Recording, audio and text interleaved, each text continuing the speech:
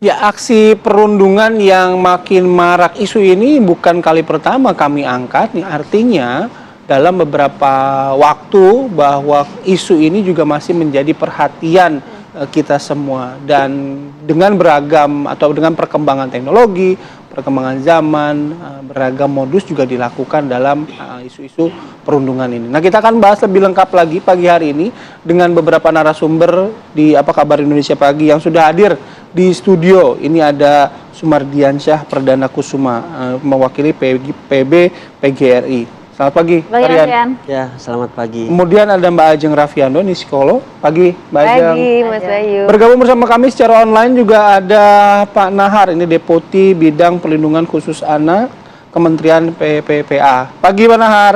Assalamualaikum, selamat pagi Pak Nahar. Selamat pagi. Selamat pagi. Baik, dan satu lagi ada Pak Ari Hermawan, Kepala Puskesmas Saptosari dari Gunung Kidul DIY. Selamat pagi, Pak Ari. Pak Ari, selamat pagi. Assalamualaikum. Mas Bayu, pagi semuanya. Oke, saya ke Pak Nahar terlebih dahulu. Pak Nahar, saat ini kan juga Pak Nahar kalau tidak salah sedang melaksanakan rakor gitu ya tentang perlindungan anak gitu.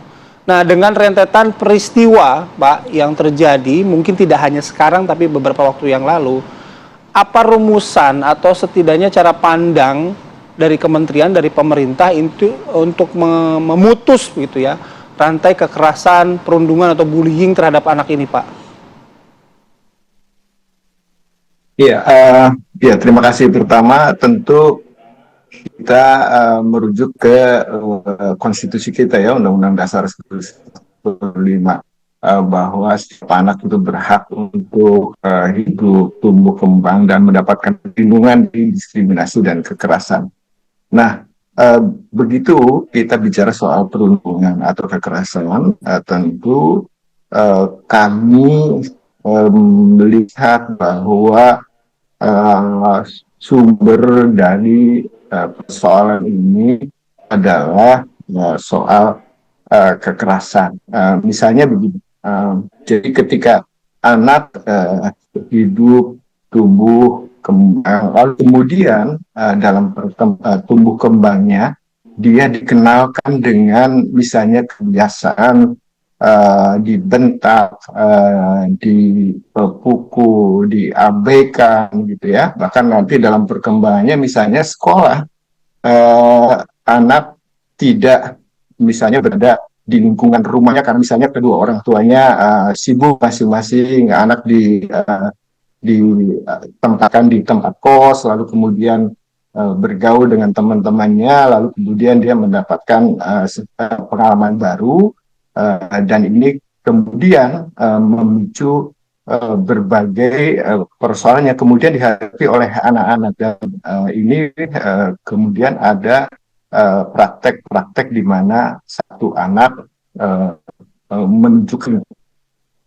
kuasanya misalnya ya, lalu kemudian membuli yang lain, maka ini kemudian muncul di setting-setting satuan pendidikan. Nah, banyaknya kasus-kasus seperti ini kemudian berkontribusi terhadap kasus-kasus kekerasan yang kemudian muncul. Jadi ada dari pemicunya itu satu dari misalnya dari pola asuh, lalu kemudian juga dari perkembangan teknologi, lalu kemudian juga pengaruh-pengaruh teman sebaya yang kemudian dari data yang ada tentu kasus-kasus itu muncul, dan bahkan dari data yang ada di sistem informasi online perlindungan perempuan dan anak, angka pengaduannya itu setiap tahun mengalami kenaikan, dan ini tentu menjadi perhatian dan kewaspadaan kita bersama, sehingga pemerintah sendiri memiliki strategi penghapusan kekerasan terhadap anak gitu ya, melalui Perpres 101 tahun 2000. Sebelum pada strategi ya, saya mau ke Pak Mas Rian dulu ya, Mas Rian. Oh, tadi Pak Nahar kan ada highlightnya adalah soal pola asuh gitu. Pola asuh bisa di rumah dan juga di sekolah gitu.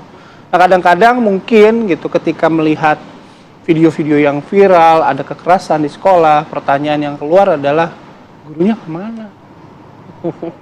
Kok nggak lihat begitu Ya, loh? pengawasan gitu. dan lain-lain. Artinya kan ada pola asuh juga di sekolah yang menjadi concern gitu. Gimana Mas Rian? Ya, jadi memang kalau kita merujuk kepada data nasional, sepanjang tahun 2023 terjadi 136 tindak kekerasan terhadap anak di satuan pendidikan atau di sekolah. Dan itu meningkat. Itu yang tercatat dan terlihat ke publik. Sampai 2024 ini di bulan Maret, setidaknya kita menemukan 3 kasus yang viral, trending topik yang melibatkan sekolah swasta favorit di Jakarta. Ya. Dari mulai TK, SMP, bahkan SMA. Ya. Nah, itu problematika. Pertanyaannya, di mana posisi guru ketika bullying ini terjadi dalam lingkungan satuan pendidikan? Yang pertama yang harus dipahami adalah apabila bullying terjadi di jam sekolah, kemudian dalam pengawasan guru, maka memang sekolah harus mengambil peran di dalamnya.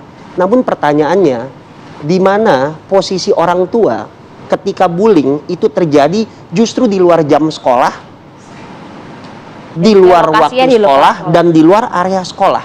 Nah, secara peraturan pemerintah sebetulnya sudah menerbitkan Permendikbud 46 tahun 2023 tentang pencegahan dan penanganan tindak kekerasan di dalam satuan pendidikan. Sehingga sebetulnya kata kuncinya adalah bagaimana sekolah memperkuat dirinya dalam area pembelajaran, dalam situasi lingkungan sekolah dan di jam sekolah. Orang tua itu juga melakukan pengawasan apabila situasinya itu ada di dalam lingkungan keluarga, termasuk peran masyarakat. Karena anak itu bukan hanya ada di dalam lingkungan keluarga, bukan hanya di dalam lingkungan sekolah, tapi dia juga bertemu dengan masyarakat. Ya, oke. Kalau kemudian kita bahas satu persatu untuk yang berada di lingkungan sekolah, artinya pengawasan, pengasuhan juga dari para guru ini kan juga penting. Seperti apa yang disoroti kemudian untuk kemudian bisa memutus hal ini? Ya, memang yang paling pertama adalah bagaimana guru diberikan pemahaman dan keterampilan secara psikologi. Sebab pada titik tertentu pendidikan itu bukan hanya membangun pikiran, tapi menyentuh jiwa. Nah, sentuhan terhadap jiwa ini kaitannya dengan program pendidikan karakter. Artinya kita ingin mengembalikan bahwasanya fungsi pendidikan yang utama bukan hanya sebatas transfer pengetahuan, tapi membentuk perilaku.